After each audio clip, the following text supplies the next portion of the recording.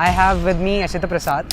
She is a co-founder at API Dash. I did my undergrad from IIT Kanpur, worked with firms like Flipkart, did my MBA. You are a GSOC scholar, you are done. So in a lot of colleges, if you have already cleared GSOC, you don't have to sit for the preliminary test. So why do you think, like, in the world where Postman exists, why do people need API Dash? So mobile dev, you might not see it as much as backend developer, but it's still very much there.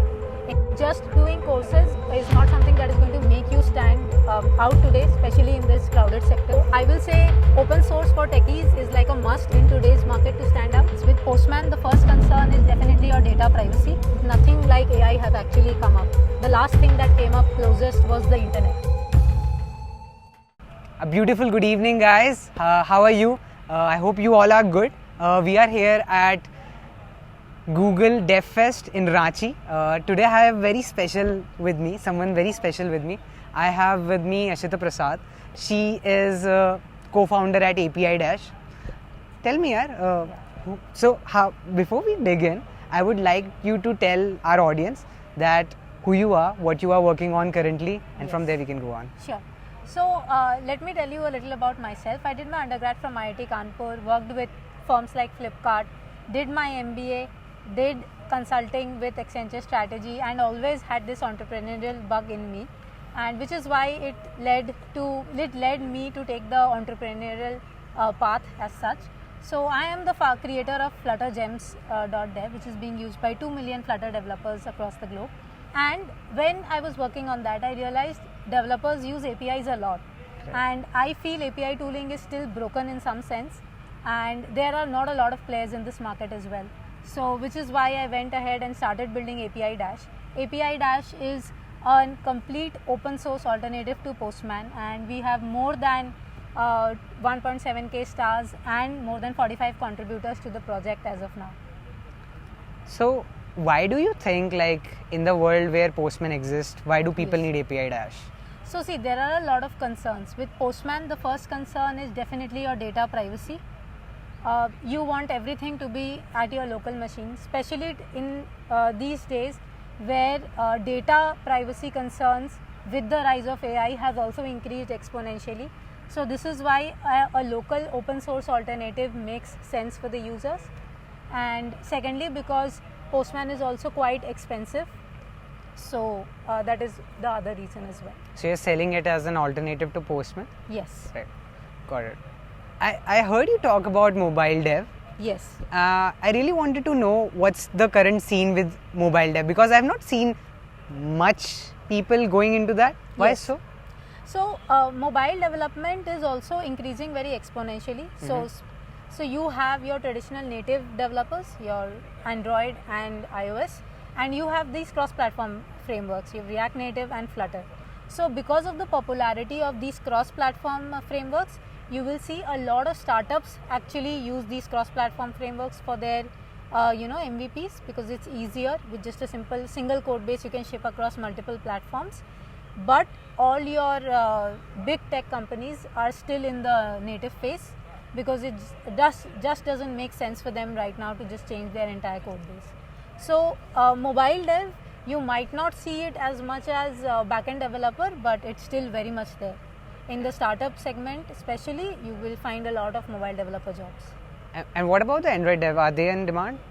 Yeah, so for Android dev, the demand is not increasing exponentially as much as for cross-platform frameworks, right, primarily because all the new tech companies are moving into cross-platform. Right. Only your incumbents are on native. I really wanted to know your insights on the recent layoffs these companies are doing, these massive tech giants. What's the scenario? Why these layoffs, and how are people coping? Yeah, so primarily because of a lot of reasons. Your rate hike has happened, right? So simply put, the cost of capital has increased significantly, and now firms need to basically have more profit to be able to show that they are doing well. At the end of the day, now you are simply competing with a 7% risk-free rate of interest. You have to get that amount of money. So that is one of the major reasons. Like, there is a lot of bottom line pressure on companies, which is why they are simply reducing costs. And second thing, yes, we are at a stage where we are seeing a technological revolution basically. Right. Like if you see in the past 10 years, nothing like AI has actually come up. The last thing that came up closest was the internet. And AI definitely, unlike the internet, is being adapted, is basically moving at a very, very rapid pace. Right. So because of that also a lot of dislocation is happening, I feel. So I think these are the primary two reasons why a lot of layoffs are happening. But if you closely look, these big tech companies are also hiring again. Exactly, yeah. Which means you can see that dislocation is also happening very, very quickly. They are getting in new people with the talent that is in demand.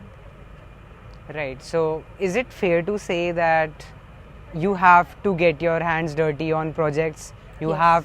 Learning is not the only solution to Yes, so getting a job. Just doing courses is not something that is going to make you stand out today, especially in this crowded sector.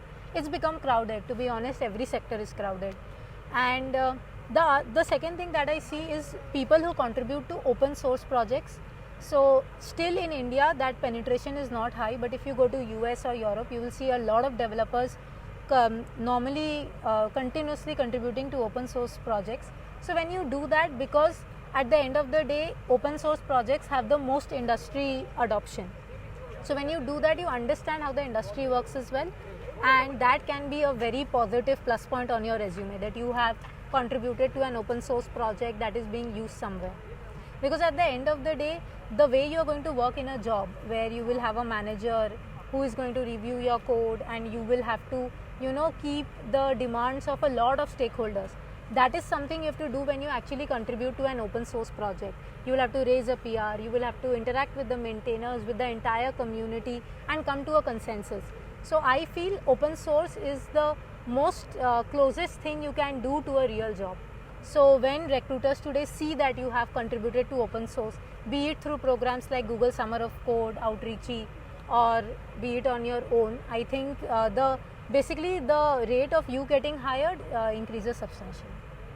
And talking about that resume building part, I Yes. really want to know your insights that what are these companies looking when they see a resume? Because I'll tell you, these placements over a few years have Yes. taken a total dip. Like colleges even like yours are, highlighting a Yeah. decrease in the placement. Yeah, even in IT companies. So what about this? Like, क्या करे एक लड़का या लड़की to cope up with such type of scenarios and still get placed in a better company? Yeah, so again, now you have to understand the demand supply situation, Right. right? So the demand is definitely lower, and there's a lot of supply right now. Right. So what you can do is you have to now closely attack the demand part. You have to see what the recruiters need. So, and you have to stand out. You need to have that spike in your resume.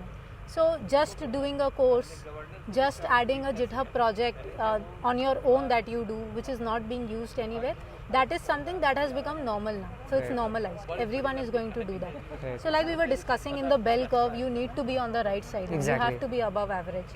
So that's where I think you can come up. So say if you're interested in ML, pick up all these ML open source projects that are there, say TensorFlow, etc. Go and try contribute to PyTorch, and all of a sudden you will have that spike in your resume. Because it's like saying that the company is going to use TensorFlow or PyTorch and you have contributed to the repository. So obviously you are going to have that edge over others. Right. And secondly, when you contribute to open source, you start understanding a lot of nuances as well. Right. If you only stay on the surface, that will become difficult. So I will say open source for techies is like a must in today's market to stand out. And even if you see for a lot of like these JD requirements, they say if you are a GSOC scholar, you are done. So in a lot of colleges, if you have already cleared GSOC, you don't have to sit for the preliminary test. Right. You are not required to know as much lead code if you are an open source specialist, if you have basically if you have contributed a lot to open source projects. Yeah, that totally makes sense.